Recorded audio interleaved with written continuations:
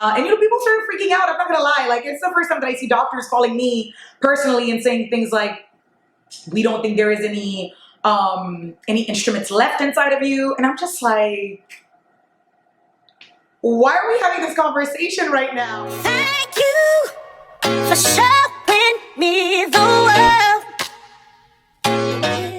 You know that you are my one and only girl.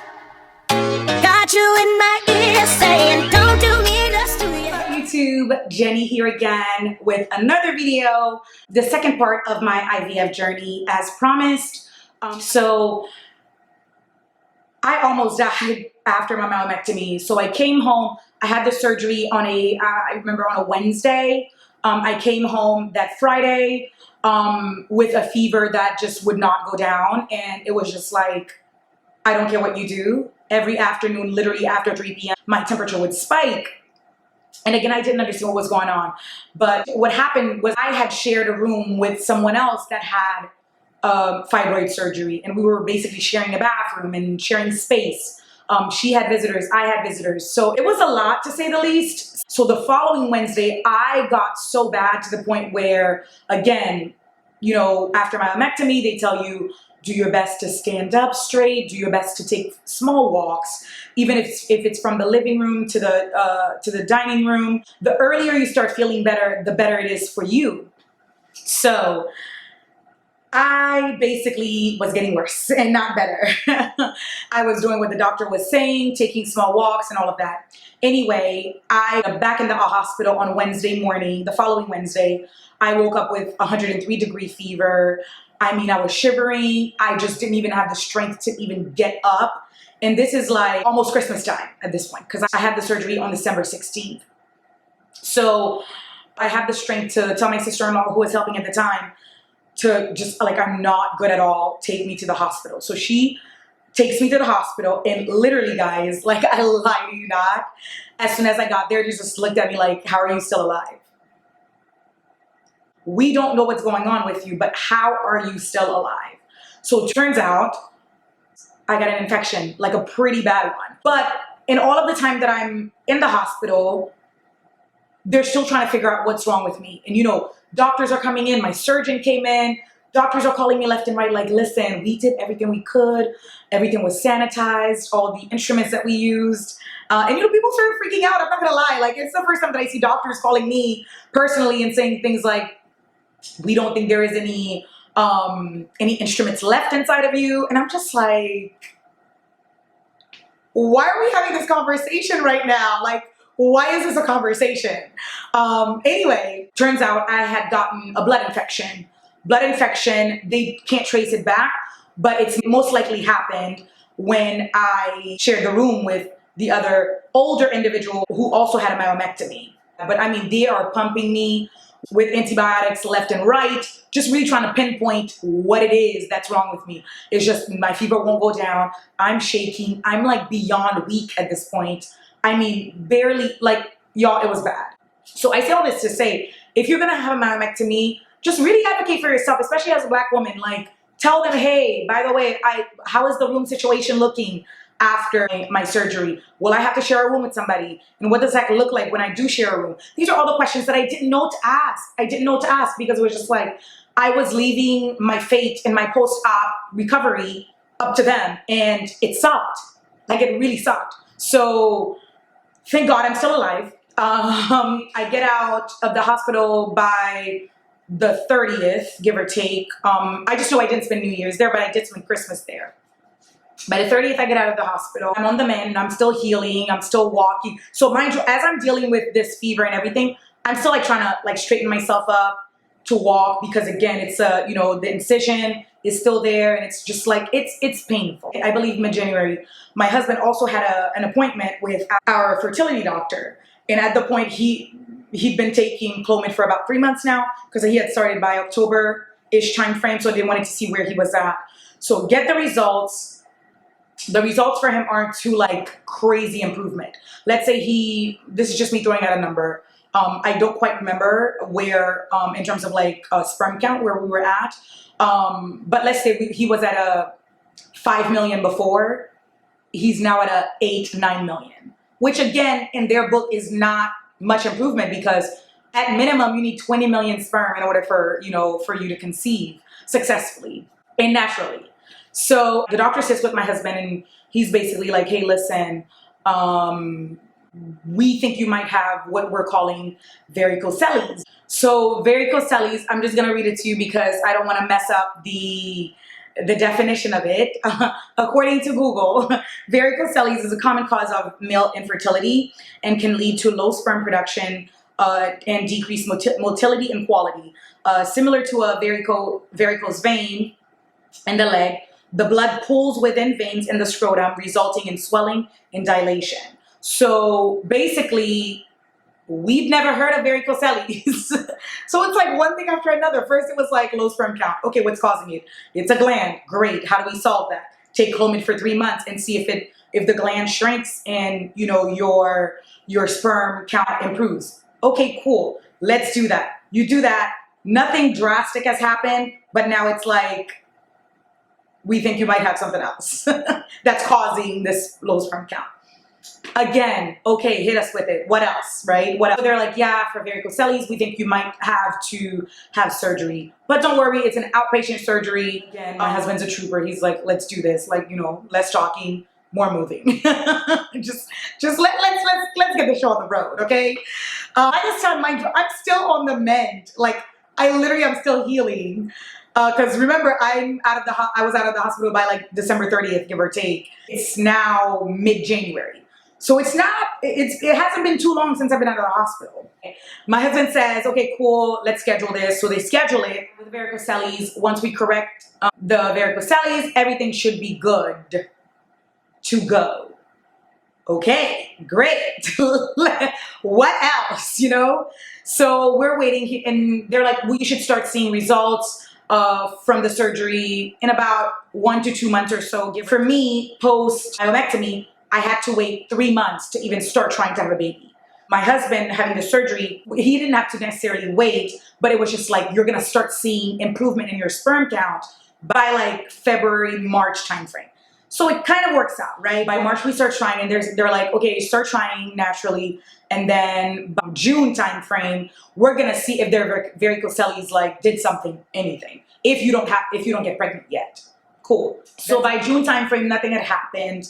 And as we go back, they're testing Paul's sperm count. And for me, they're like, oh, by the way, we want to do a post-op sono.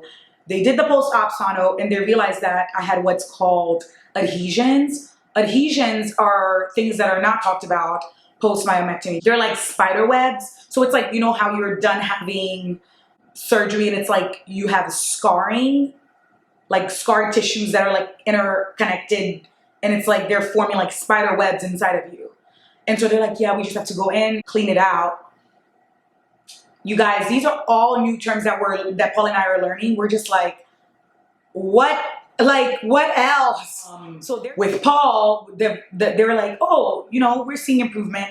Post varicocele up, his sperm count went great.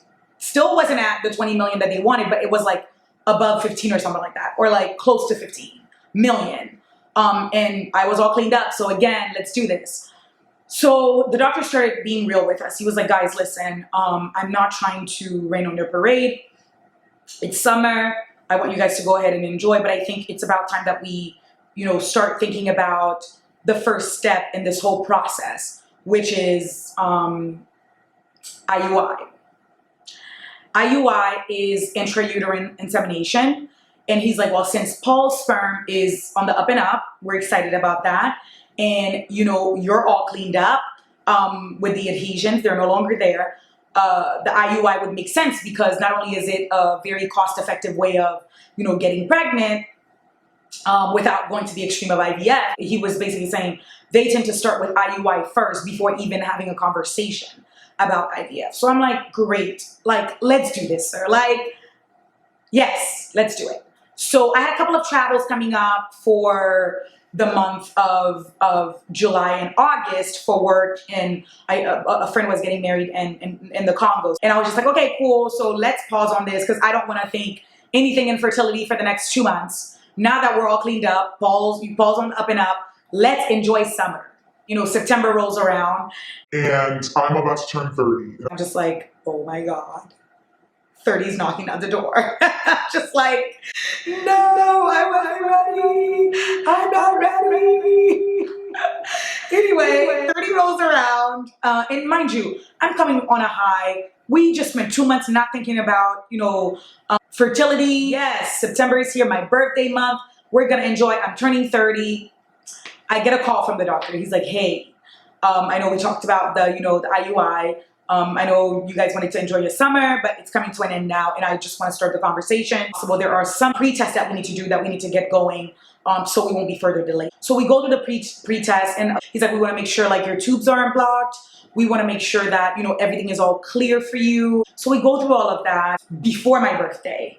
And now it comes time for us to pick a date to do this IUI. So for those of you who don't know, with IUI, they basically take your husband's sperm or your partner's sperm, clean it up. Let's say, for example, your partner gives them a sample of his sperm.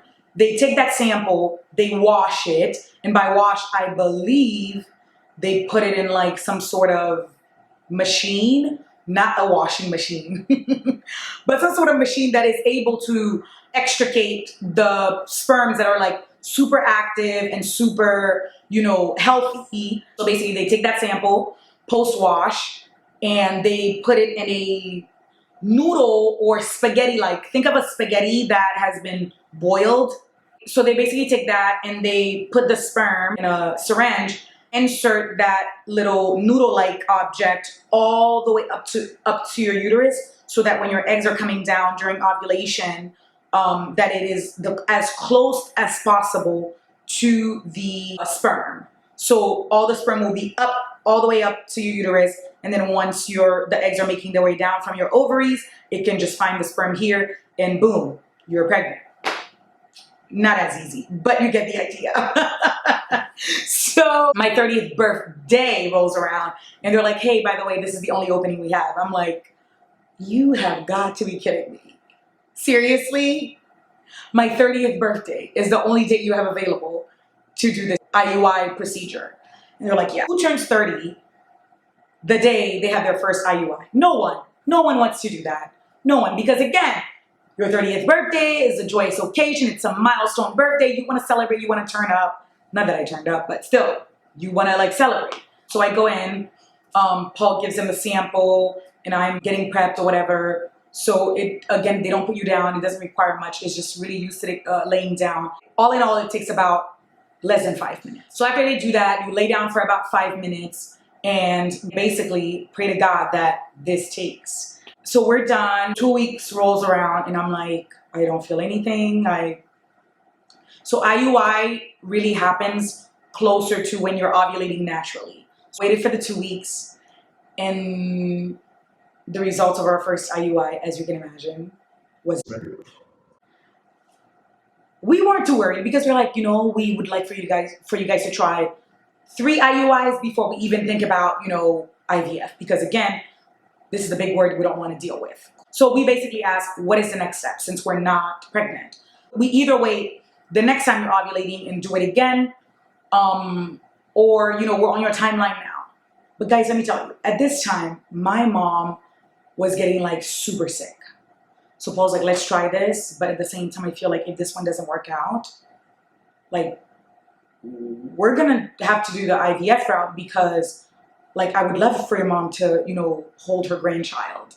I would love for your mom to witness that occasion, because it's a pretty big deal, I'm like, oh my God, that's like so thoughtful of you. Yes, let's do it. So anyway, we do the second one in October, and at this time, like mid-October, we do it. And again, same procedure. Come back 2 weeks later and nothing. Okay, nothing happens. So I'm like, okay, cool. What does IVF look like? What are the costs? And when I say cost, I mean like, what is the physical cost? What is the mental cost? And what is the financial cost of going the IVF route? And you know, my doctor was pretty to the point. She was like, listen, Jenny, it's going to cost you. And in every sense of the word, it's going to cost you. And I'm just like, okay, how do I get prepared for this? I just really thank God, because at this point, IVF is just like a whole nother beast that we weren't even ready for. They don't want to have a conversation. So let's do it. I'm going to have to place some calls, you know, to get approval from work and my insurance at the time. So we jump to IVF, y'all, after 2 IUIs, because I just really wanted my mother to just really bask in this occasion, bask in the fact that like she has a grandchild, you know? Like, it's something that I don't regret. I don't regret not going through with a 3rd IUI, because it's brought me so much peace, so much joy. So that's our post-op in IUI and varicocele story. My next video, I will be talking about how we started the IVF process. If there's anything here that I touched on that you have any questions on, please let me know, because listen, I am here for you. This channel is here for you. Wherever you are in your fertility journey, or wherever you're even thinking about it, I have some kind of insight that might be helpful to you. So don't hesitate to you know, contact me, ask questions, and let me know if what I'm saying is helpful to you, if me sharing our story is helping you get through yours or is preparing you for yours. So I really hope that you come back again, share this channel for anyone that you think might need it. So tell a friend to tell a friend. I will see you in the next video. Au revoir.